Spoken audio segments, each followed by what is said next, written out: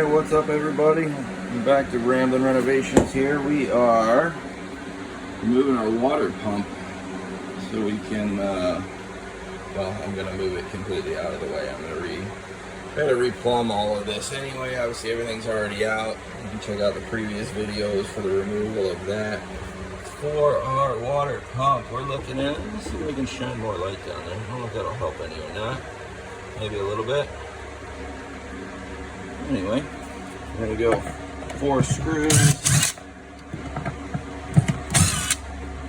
Nothing too crazy there. Just mounted into the floor. I'm planning to move it up onto the wall so I can actually use some of this space down here. Space is at a premium, as everybody knows. So why they planted this directly in the center of this area and made it basically unusable is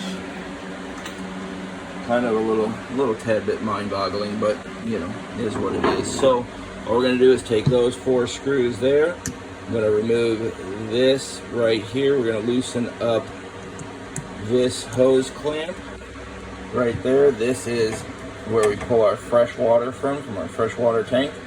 Loosen that clamp up right there. Wiring is put together with these little splicers. Let me see if I can get a good angle on that here. See, it's just a little splice kit, and there's that little notch right there. Gonna pop that right open.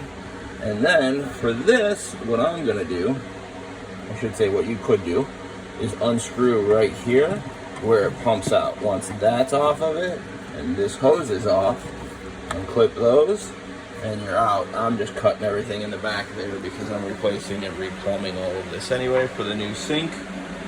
So there you go.